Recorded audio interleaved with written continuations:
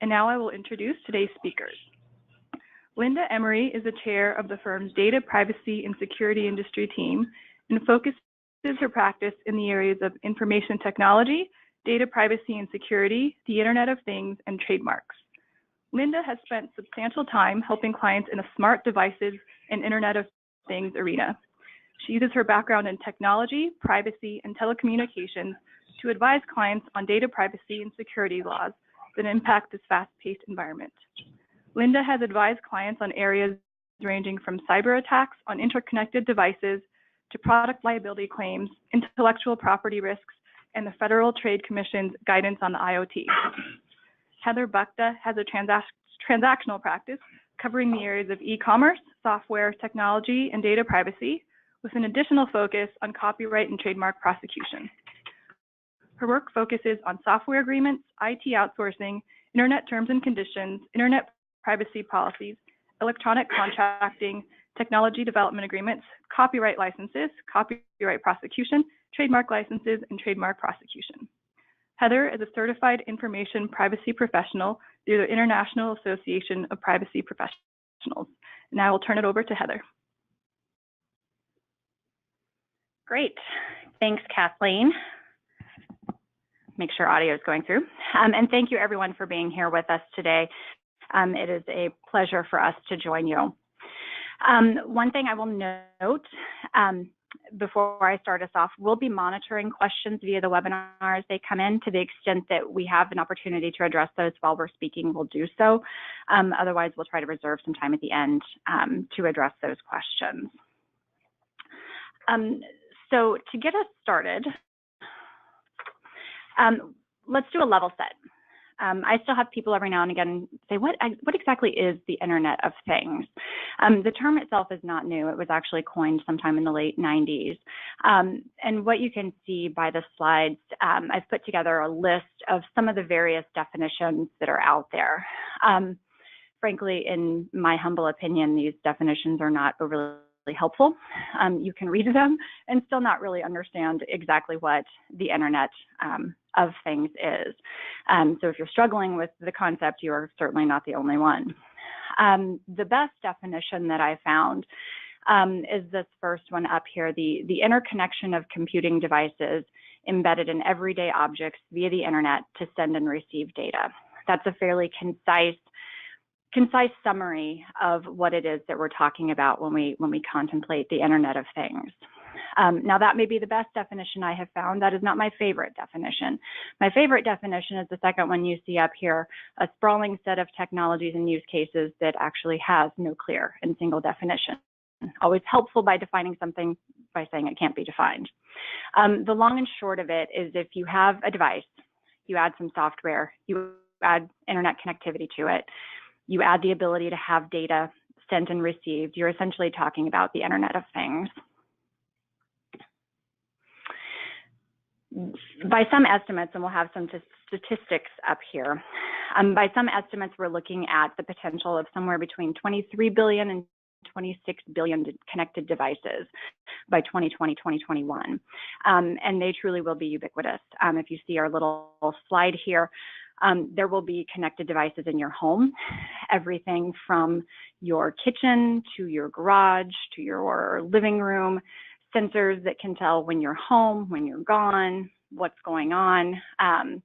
The slide's a little bit difficult to read. I was going through some of them. The example in the bedroom is a book that will actually 3D project what it is that you're reading while you're reading it, and everything to bathroom sensors that can monitor your health and send data back to medical professionals. Indeed, connected health is one of the other significant buckets of the Internet of Things, as well as our cars and industry within factory and within production. More and more sensors are sending data back and forth within the factory and outside of the factory as well. The 5 largest categories of connected devices, your vehicles, Bluetooth capabilities, OnStar capabilities, those kinds of things that allow connectivity and communications, your healthcare devices, as I mentioned, your homes, the industrial internet, everything from transportation, oil and gas, and into healthcare, as well as vehicles themselves, the autonomous vehicles now. More and more research is taking place, more and more studies are being conducted, and more regulation soon to come. And you'll see this particular statistic, which comes out of Gartner. They're guessing the 23 billion devices plus connected by 2021. Here's, for those of us that are more graphically inclined, here's what the Internet of Things looks like from that perspective. You have the analog world, you have the thing, the toaster, the car, the refrigerator, the pencil, whatever it might be. You then send data through a communications network, and you'll see some examples there, whether it's Bluetooth, Wi-Fi, DSL, cable, and that data is then going up into the cloud that allows that information to be the numbers crunched and then information derived from it. So why the sudden rise in the Internet of Things? If the term's been around since the 90s, why are we all worked up about it now? It really has to do with where our technology is today. When the concept first came about, the computing power wasn't there. Yes, you could have large masses of data, but you couldn't really do anything with it because the computing power wasn't there to actually analyze it and derive any meaning out of it. We didn't have the bandwidth, the large capacity to send large amounts of data through the internet. And frankly, data storage has gotten cheaper. Back in the late 90s, for those of us who used to buy thumb drives, and you could get like the 256 meg thumb drive for $40. I think now they're like $5 and it's like a 3 gig. Data storage is just cheaper. And so everything that has these capabilities of collecting all of this data suddenly makes it more cost efficient, more and easier to roll out to common everyday devices. Why is it different? Why do we have such different issues when we start looking at the Internet of Things? Obviously, first, it's smart. It continues to function. It continues to process without being told. Most of the computer devices that most of us have been used to, you have to input information in order for it to do something. These connected devices just run automatically in the background, and they have communications capabilities. They are sending data that used to stay within the confines of your home, used to stay within the confines of your manufacturing facility, and they're sending it to the cloud somewhere. Each of those things is creating security risks and vulnerabilities. It also raises some interesting questions on the intellectual property side of the equation. With respect to all of these devices, they now have embedded software. So when you used to design a toaster, you were concerned about the design of the toaster. Once you start embedding software into that, you now have copyrights in the lines of code that sit in that toaster, which didn't used to exist. And with respect to those lines of code, as with many other types of intellectual property, the law is actually going to favor the author, the inventor, the developer, in terms of ownership of those kinds of things, which is not always what companies anticipate when they're having stuff like this developed. And the big one, at least for Linda and I, who owns the data? If I open and close my refrigerator 26 times because I can't find the bucket of Ben & Jerry's in the back, whose data is that? Is that my data? Because I'm the one that opened my refrigerator sitting in the privacy of my own home? Or is that the refrigerator manufacturer's data? Because now they have it, and it's going outside my home. All of these are resulting in complexities and implementation and development, and making me more self-conscious about eating my Ben & Jerry's at 2 o'clock in the morning. And as with all these complexities, the result is increased legal risk. So as we step back and look at what are the various buckets of legal risk that are out there when we start talking Internet of Things, we're going to go through each of these in succession, and we'll switch off kind of halfway in between here.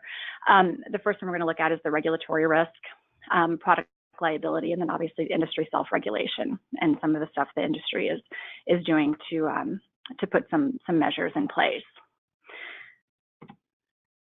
For those of us operating in this space, what's actually at risk? Yes, there's increased legal risk, so on and so forth, but what does that actually mean for me at the end of the day as a company? Primarily, it's the damage to reputation and the loss of goodwill. For the most part, regulatory fines that are out there, at least from the Federal Trade Communication perspective, are not huge. It's the fact that you're hit with an investigation from the Federal Trade Commission and your name's all over the front page that is causing issues. Obviously, those investigations and the actual incident response, sending notifications for security breaches, cost of the call center, cost of notification, loss of competitive advantage, and so on down the line, all of which present a real risk for companies that are operating in this space and not thinking through all of the nuances to it. So when looking first at the regulatory risk, we thought we'd start first with the Federal Trade Communication. Why is that? The Federal Trade Communication has sort of taken it under its umbrella, under its authority under Section 5 of the Federal Trade Commission Act, regulating unfair and deceptive trade practices, to really step in the data privacy and data security space. It's also one of the agencies that has, at least from this perspective, sort of the broadest jurisdiction. And so we'll start sort of at this layer and then take it down the chain to look at some of the other regulatory schemes that are out there and some of the other bureaus and administrations that are coming out with additional regulations. So the FTC actually has a number of good resources out there. There's a link to one in your materials, this Internet of Things report. They have some great recommendations particularly for data security and data privacy when you're selling connected products. At the end of the day, and we'll go through some of their suggestions and recommendations, but certainly the data privacy and the data security components of these connected devices are really where a lot of people are seeing the risk, right? Things that used to happen in the privacy of your own factory, the privacy of your own home, are now getting sent out there somewhere on the web, which means other people have access to it, which means the integrity of that data can be challenged. And so really closing those loops down to try to lock down privacy and security is and has been a big focus of the Federal Trade Commission generally when it comes to mobile apps and websites, and moving into the Internet of Things as well. Given the ubiquitous nature of these devices, they truly are everywhere. The scope and scale is just something beyond what many of us can even imagine. IoT is a team sport. One of the things that the FTC recommends is really everyone has to be involved when you're looking at the design of some of these products, from the hardware designers and the engineers, the software developers, the app developers for the software that's going to sit in these, IT security, legal compliance, HR, and marketing. Each of these units or divisions within a company is going to have some input on what these devices are, right? If you have a device that's going to sit within your factory and it's going to monitor employee clock ins and clock outs, your HR team needs to be involved to make sure that the data that's being collected and used is done so in compliance with your internal policies and applicable laws. If you're looking at IoT devices in terms of consumer marketing, then absolutely your marketing team needs to be involved in that to make sure that what you're doing matches your marketing intent and your marketing profile that the company has built. And specifically as well, the hardware and the software app developers. I don't think I can emphasize enough the importance of having those groups on board and united in terms of how the end item is actually going to function, what it's going to do, and what it's going to collect. So one of the big pushes from the Federal Trade Commission is security by design. So in other words, back in the day, it used to be enough that you would develop a product and then you would say, okay, let's look at it and figure out how we can secure it. Going back to the previous slide and the fact that some of these things need to be thought about throughout the process, security is something that needs to be thought of at every stage of a product's development, not just at the end say, okay, now what can we add to it to make it more secure? If you build in that security as part of your development process, you're going to end up with the device at the end of the day that is more secure. So don't assume that things are as they should be. And question the IT folks that are working on it, question the hardware engineers that are working on it as well, and try to poke holes in that security. Do the testing, right? Make sure that before it goes out there, it's undergone a rigorous testing protocol, so that you can have some comfort that to the extent there are any vulnerabilities, that those can and have been addressed before it goes to market. Obviously, there are risks during that product testing, right? If there are any third-party components that your device is integrating with, communicating with, you have to check for vulnerabilities in that connection as well as in those third-party components as well. Once, if you turn off the security measures while you're testing, make sure you get them turned back on before you go to market. And again, checking for those vulnerabilities, right? Is there a backdoor in the code that is going to allow a hacker to get into the device? We've all probably seen enough criminal shows to know that the cars can be hacked into and control taken over of them, causing injury. So make sure that as many of those vulnerabilities as possible have been addressed. Make sure as well that there are multiple levels of security. Make sure that at each level of the system, whether it be from the device to the network that the device is talking to the cloud platform that the data is sitting at, check each of those levels for those security threats and vulnerabilities, and make sure that there are measures in place. Is the data encrypted? Is it sitting in a data center that has sufficient security protections on it? Once you identify those soft spots, those vulnerabilities, you can take affirmative steps to try to prevent those. The other big piece, obviously, of these devices outside of security is the data privacy, right? And just as security by design is the new catchphrase of the FTC, privacy by design is another component to that. Thinking through as you're developing a product, what data do I actually have to have in order to make this work? There was a point in time when folks would say, whatever data is out there, I want it. And that was a model for a long period of time. The fact of the matter is, these days, the more data you have, the bigger target you are, and the bigger risk and exposure you have for data that you may not ever even use and may not have any value to the company.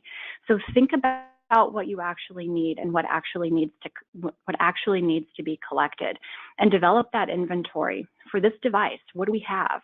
Where is it getting spent? Why are we collecting it? Are we actually going to use, is this a meaningful data point to us?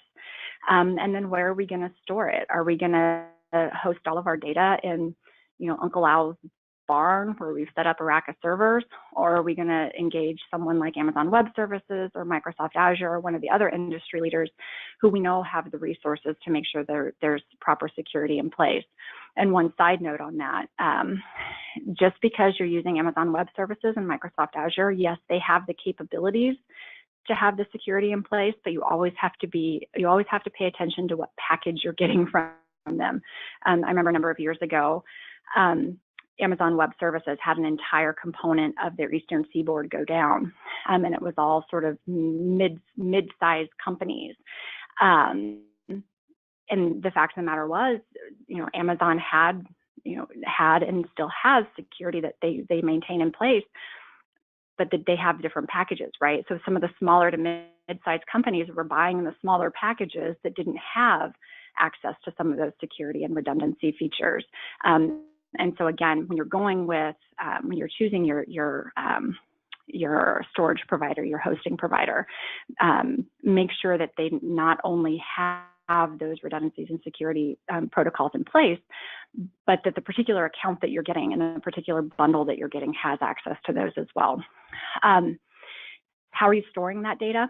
Whether or not the data is stored encrypted, whether or not that data is combined with other aspects of personally identifiable information, creates a different level of risk profile for that data, and can severely impact what you need to do if, in fact, there's a breach with respect to that data. And so as many security protocols as you can put on that data, again, you're going to reduce your overall risk. And then how long are you storing it? My standard catchphrase is, if you don't need it, don't keep it. If you have a legitimate business purpose for it, then obviously that's a different question. But just to keep data for the sake of just keeping data, again, is increasing your risk profile without any benefit. Best practices, again, and some of this we've touched on, understand where your data is held. Companies that have had the privilege of going through data mapping projects, those who are gearing up for GDPR at the end of May, it's a difficult process when you sit in your office, particularly in the legal department, and you have to go out to different business units. Where's your data? Oh, I don't know. I think we have an account with this company. Oh, well, that's a different account than the other business unit has. You end up with an understanding that data is probably more widespread than you actually think it is. Make sure that you have a clear privacy policy, privacy notice that applies to that data. Part of the reason the FTC got into the data privacy business to begin with, they said if you are collecting data from a website, mobile app, connected device, and you're not disclosing the data that you're connecting and how you use it and who you share it with, that is an unfair trade practice under Section 5 of the FTC Act. They came out a few years later and say, if you have a privacy notice that is giving this information and it's wrong, that's a deceptive trade practice under Section 5 of the FTC Act. So having a clear privacy policy, having an accurate privacy policy is absolutely the starting line. That is no longer above and beyond what you need to be doing. That is the starting point. Having strong IT and product security practices, making sure that if a vulnerability is noticed in a device, that it is addressed as soon as possible. Having a data breach plan and team in place, know what you're going to do if you have a data incident, and have that plan practiced and your team there so that they can be easily mobilized. And the biggest one, I think, from a best practice, engagement by the company on privacy and security issues on an enterprise-wide basis has to start from the top, and it has to become culturally embedded within the company. These are things that are creating significant risks for companies. We can all sympathize with Mr. Zuckerberg right now as he's been in front of the Congress for the last 2 days. This has real impact to companies and real value differences. So with that, I think it is my honor and privilege to turn it over to Linda Emery up in Milwaukee to drill down a little bit on some of the other commissions and agencies that are taking action in this space. Good afternoon, everyone. Thanks for coming. Good job, Heather. Heather and I usually team in the same location, so it's a little more interesting this way, but I'll try to keep going here. So we did a lot of slides, so I probably won't hit every last slide. You'll be pleased to know as we're going through this. But the Consumer Product Safety Commission is obviously one agency that's going to be paying attention to this. Ironically, 6 months ago, I was at a function where the head of the Consumer Product Safety Commission admitted that she knew nothing about IoT matters and that she was having to learn from the industry groups. And in fact, she had just been to an industry group meeting where they had given her a pamphlet. So that's what she knew so far about the Internet of Things. But since most consumer products are now embedding software, she's going to learn a lot. So the industries are actually further ahead than the government agencies in general, and the FTC is way ahead of the Consumer Product Safety Commission. So as Heather mentioned, there are a number of agencies that have taken on privacy as it relates to IoT as their pet projects. The FTC owns it now, and it covers every industry. There was a misperception at some point that healthcare companies weren't covered by this issue because of HIPAA. That's wrong. FTC has come after some healthcare organizations and issued large fined as a result of failing to secure data that was connected data. Homeland Security has a fascinating report that looks a whole lot like the FTC's report about all the data security and privacy practices that you should take in order to reduce risk for consumers. Medical devices are another huge issue. So there are already out there, does anybody have one on their wrist right now? From Fitbit down to heart monitors, to diabetes monitors, and it was only gonna get more and more and more from there. So in fact, by 2020, 40% of IoT related technology will be in healthcare. And think about privacy issues and things that could go wrong involving a medical device and your privacy. Who could think of anything? So the Food and Drug Administration has issued some guidance, and we put the links in here because these are all extremely long. But if you have an interest in one of those areas, you definitely should take a look at it. In particular, back to the FTC cybersecurity guidance, I would definitely look at that. They have industry by industry sections within that report. So if you're in the auto industry, there's a section for that. If you're in medical, if you're in consumer products, they have some guidance.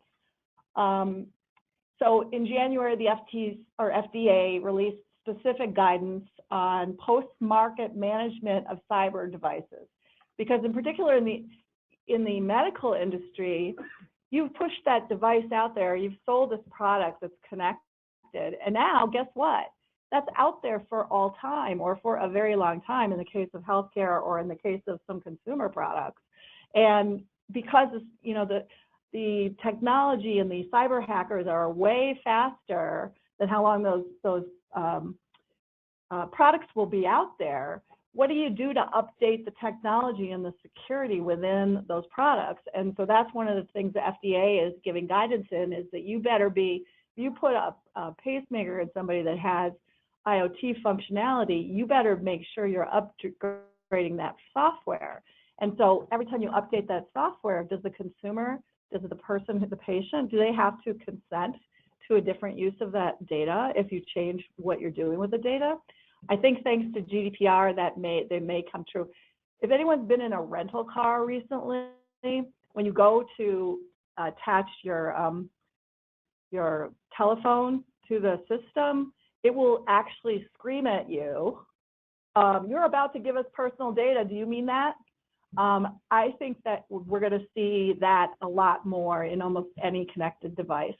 So if you haven't looked at your privacy policies lately, they are the king right now, and I don't know any business that isn't looking at those right now. And it's no longer, if you go back out and look at the web right now, you will find lots of large companies that have privacy policies from the 2000s, and they're beyond out of date, so they need to be updated. But it's no longer good to slap that up there and never look at it again. You're going to have to be looking at this on an ongoing basis, because you're going to be collecting more and different types of data that you hadn't even envisioned. And the technology you're using to do that you didn't envision, it can change in a year or two. So we're seeing a lot of privacy policies around here, and we're happy to help with that. This one, Heather is the vehicle person here, but of course, you've heard a lot in the news about vehicles, especially in Arizona, Heather. So the National Highway Traffic Safety Commission obviously has, or administration obviously has, lots and lots of guidance on connected vehicles or automated vehicles. And there are 5 classes, from driving with some guidance to completely autonomous and regulation. Well, they're not regulations yet, they're guidance. All of these provisions are really not set in stone laws yet. They're really just guidance. So when you're advising clients, there's no, yes, this is the answer definitively for all time. That's just part of where we are in the technology. Heather, do you want to go through these couple slides? Yeah, happy to. The Federal Automated Vehicles Policy that's up there, and again, I've put a link in there. I brought a copy down with me. I think it's like 116 pages long, and kind of goes through everything soup to nuts with respect to the current policy that the NHTS NHTSA has put out. The safety standards, there's links to those. Both of these are, the first image there is a cut from the policy itself. The second clip up there is from the NHTSA's website, and they do have those vehicle safety standards on there that you can go and take a look. And those standards obviously do vary depending on the type of autonomous vehicle we're talking about. But yeah, lots of activity there now that we will continue to see. And as some state laws, a number of states have laws in this regard as well. Probably the Bible for your IT professionals and your developers with regards to the security that should be used within these devices is the NIST guidelines, National Institute for Standards and Technology. It's a very long report that you can get at this link, and then they have a new version that's in draft form. It's actually version 2 of version 1.1. So, and each one of these documents is around 150 pages long. So if you got nothing to do, but seriously, if you go through them fairly quickly, they are a little redundant, but they do give you a really good sense of what issues you're going to have from both a technical and a legal standpoint over the years. Also, for those of you who are selling products that are governed by different standards bodies, each one of those standards bodies is also working on IoT guidance too.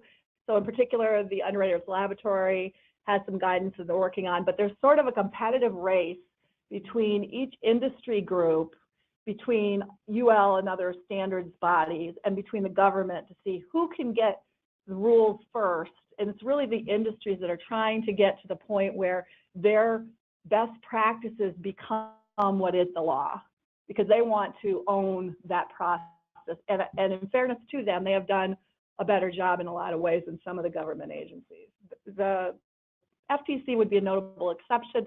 However, I think they're going to be a little busy for the next few years. So I'm thinking many companies are a little safer than normal because the FTC, before this happened with Facebook, they had 5 full-time lawyers that did nothing but deal with Facebook.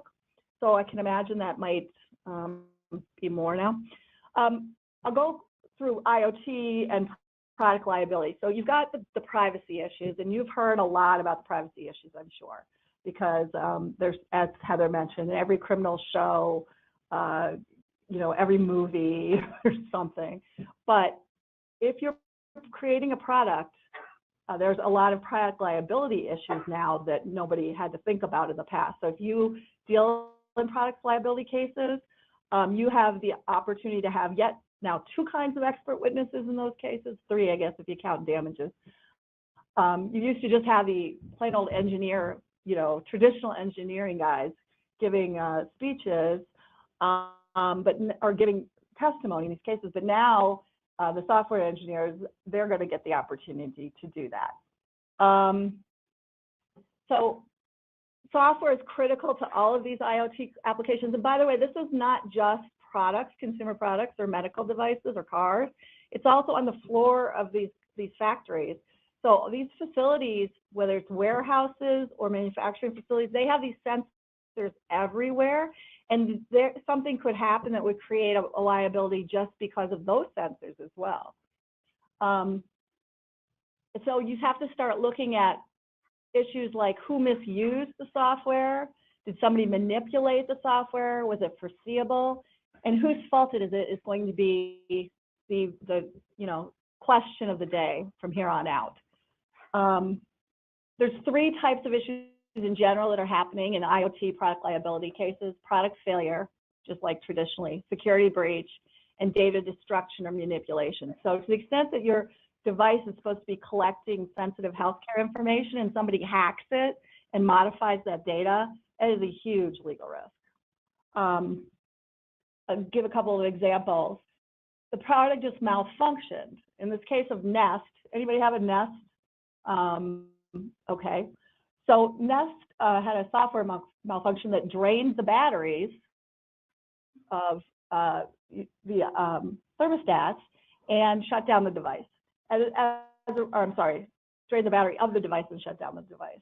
as a result of that, people had water pipe damage. There were some babies that were cold, things like that. I mean, in all seriousness, that was part of the lawsuit. And that's just fixed the problem right away, but they, of course, got sued. Physical injury, of course. I think Heather mentioned it earlier. Jeep had an situation with what's called a white hat hacker. For those of you who don't know, there are consultants whose whole job it is, and sometimes they're the kids you see on CSI, but who literally their job is to go and try to hack these devices. And there were a group of such individuals who actually hacked the Jeep and were able to take control of the device. Now, they were doing that on purpose, but as a result of that little action, Chrysler did recall 1.4 million vehicles. And it wasn't because something bad actually happened. It's just, and these were college students that were doing a test. And that was a very expensive test. They probably hired those gentlemen after, or women after that. Data alteration, again, I think we just mentioned. In fact, a California hospital actually had a denial of service attack. What that is that as a result of hacking, you could no longer, the system was not available. So the data was not available in your medical devices. And as a result, the hospital wound up having to pay 17,000 Bitcoins, which I don't know, I don't have anybody in here today that knows the transactional value of Bitcoins. I know it changes from day to day, but they had to do that in order to get back to access their medical records. So for a period of time, none of the hospital's medical records were available. The healthcare lawyers here can tell you that's probably a bad thing. And then who's liable? The most interesting thing I get to see right now in negotiating contracts between the manufacturers of these products and the people who assist, their subcontractors is whose fault is it if something goes wrong? Obviously, the software developer has a lot of control over the security, but they tend to be small companies with not a lot of wherewithal and want to have nothing to do with the risk associated with it. The sensor manufacturers, retailers, consumers.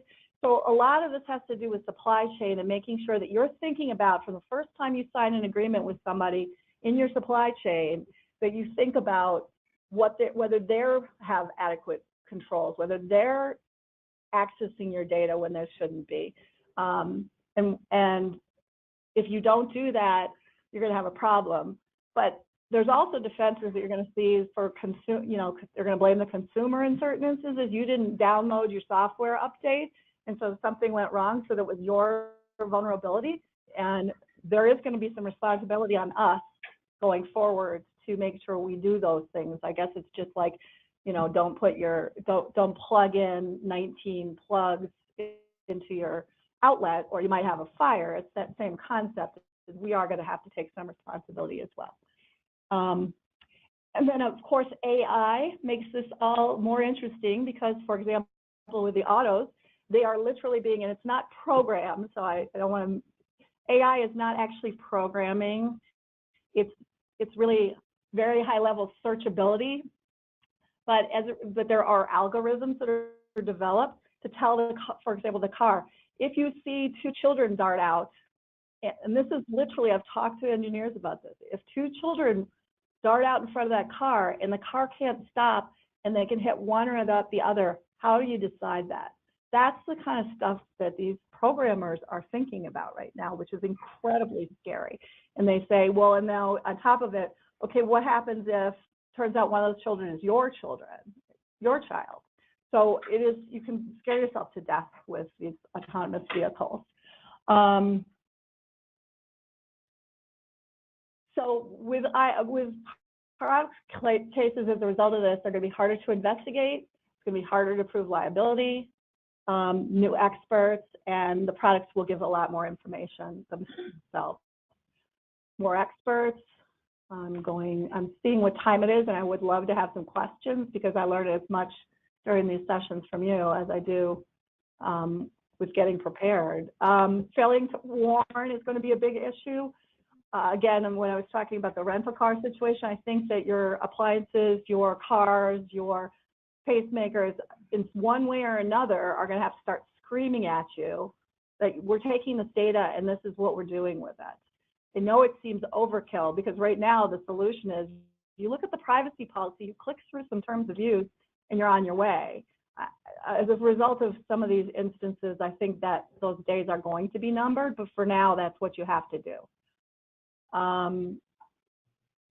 There's a big data risk because now the manufacturers and the suppliers and the cloud, the people who are hosting all this data have volumes and volumes of information, and that's the Facebook situation, is that they have so much information and it's so ubiquitous and it's so available to so many people. I mean, Bill Gates, excuse me, now I'm dating myself. Yesterday, Mark Zuckerberg was asked if he was willing to change his business model over what's happened here, and he said he didn't understand the question. So I'm thinking that he's one of the smartest guys in the world, but he doesn't know. So I'm thinking that there's still going to be this tension going forward with big data and who's going to be able to use that big data. IoT litigation, the class action is the thing of the day for IoT. And this is where the biggest risk is right now until the products are out in the field for a while, in which case it's going to be more and more product liability cases. So here's the first one I have here. It was a case called Cahan versus Toyota. And that case was just finally decided by the Ninth Circuit. In that case, again, this was the issue related to the fact that people became aware that hackers could cut into the communication system. So, you know, your Bluetooth and your Sirius and all that, and could potentially, and then also into the driver system and potentially take control of the car. It was really based on that white hat hacker thing I was talking about. The case was finally decided. I don't have the final site for this case. If anyone's interested, is it's called Cahan versus Toyota, 217 Westlaw 652-5501. And in that case, what the court ultimately decided was no one had actually been hurt by this defect within the car. And as a result of it, the plaintiffs did not have standing to sue. One, Flynn versus Chrysler, or this is a Chrysler case. Again, this was related to, this one was the info system device. And this case was pending in the Southern District of Illinois, and it just now settled. But again, they were saying that there was a security flaw in the entertainment system, which could be used to take control of the steering again. Does that sound familiar? Almost like the exact same case. Almost like the plaintiffs' lawyers were copying these complaints. Home security devices, there was a lawsuit brought in the Central District of Illinois in 2014, saying that ADT's wireless security and monitoring equipment could be remotely turned on and off. And this, in fact, caused false alarms where the police had to come when there was nothing wrong. And if you've had that happen a few times, I believe at some point they start finding you. So that's where this one came from. And this case just settled for an undisclosed amount. Again, there was this hospital situation I mentioned. I'm sorry, this is the medical device. There was there were implants used at a hospital in California. And it was used for pacemakers, defibrillators. Anyway, plaintiffs claimed that these devices could be hacked. And as a result of that, it was foreseeable the defendants did not take reasonable security measures to protect these devices. Now, in this case, the plaintiff voluntarily dismissed the case. I suspect because of what happened with the standing and these other cases I mentioned where the court found that there was not standing. I think the risk reduction strategies are probably the most, one more case that everyone who's in consumer products should be aware of. It just was filed last year. It's class action called Zach versus Bose, like Bose Radio. Case number 17 CV 2928, that's the Northern District of Illinois. This case is going to be watched closely because in this case, what happened is Bose headphones have a feature so that when you connect with your smart device, Bose is taking in data about what songs you're listening to, the order of the songs, and things like that. And what the plaintiff lawyer is saying, as a result of those choices that I make and what music I'm listening to, you can tell something about my background. You can tell my religion. You can tell my age. You can tell my sex. You can tell my national origin. And so therefore, you could be using this data improperly, and you're not telling me how you're using this data.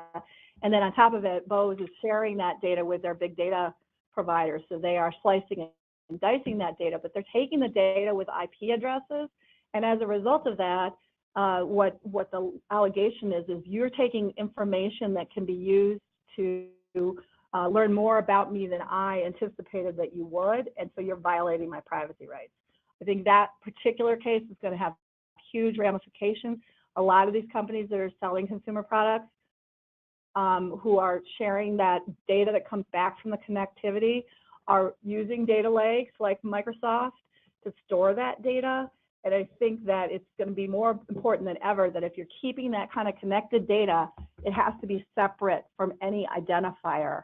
Because, and in fact, I'm advising clients who are keeping those kinds of data to keep the data that's de-identified separate from the individual, because there's no reason it needs to be kept together. And if you keep it together, it's like having the world's biggest file cabinet on one person. And if you think that increases your risk versus I have the person's name over there, I have everything about them in de-identified form over there, I think that significantly reduces your risk. Okay, so some of this is redundant, but oh, we have some questions. All right, I'm going to go ahead. How much additional cost does the risk management expense add to the product? Who's bearing it? The customers, shareholders? Is there business operations insurance for these risks? Okay, those are great questions. So the answer is it depends. The costs of these security devices are not that expensive. So in the initial cost to the product, it is some additional cost to the product, but nothing significant. So right now, I think it is the consumers, and the companies are trying to embed that. They're trying to reduce their costs in other.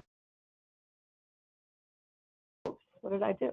To reduce that, but it is some price increase. I think over time, depending on where things go, like with Facebook, did you hear the COO mention that maybe what they were going to do? She said that you might get to pay for your privacy down the road.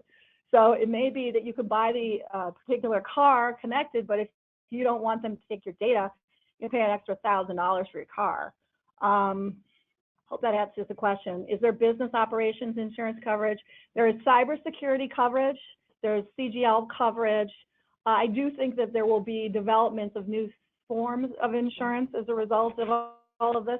But right now, most of the security piece of it is covered by cybersecurity risk. But I'm sure as quickly as we're sitting here, and the insurance companies are working on exclusions to their policies, which is their business.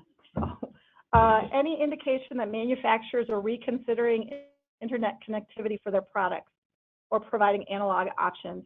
I have not seen that. I think that ship has sailed. I think that the way they're trying to deal with it on the front end is to give notices of privacy. The truth of the matter is people want this. They want these products. They're using it. I don't personally have Alexa because as a privacy lawyer, all this stuff scares me to death.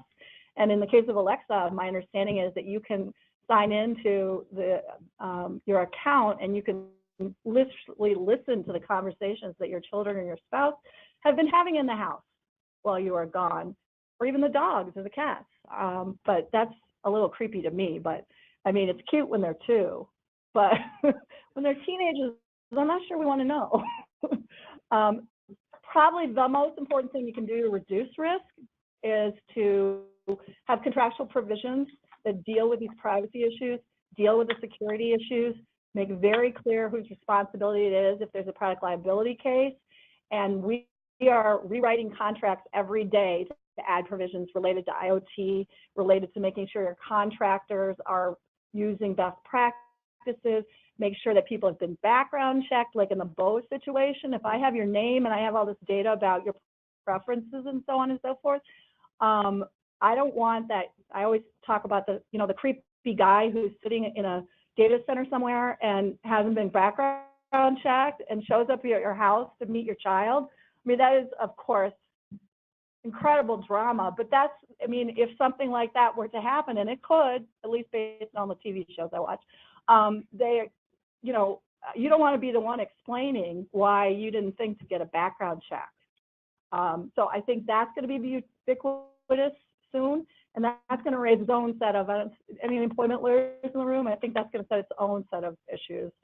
Privacy notices, timely privacy notices, and everyone needs to have an incident response plan. A lot of companies have something that sort of says, okay, we'll respond to an incident, but they need to be well thought out, practice, do tabletop exercises to actually pretend that there is a data breach related to these products, and what would you do, and what if the press calls, and what if the Consumer Product Safety Commission calls, and what if the FTC shows up at your door, and on and on and on. So because of the time, I'm not going to go through the rest of these slides, but we went through in detail when you're negotiating a contract that involves IoT devices, what you should consider, and they are detailed. So literally, it starts with the beginning when you pick the vendor, and it goes through the design, through the commercialization, and then down to the end users. So almost all of these devices require terms and conditions and privacy policies, and again, they're going to be changing every day.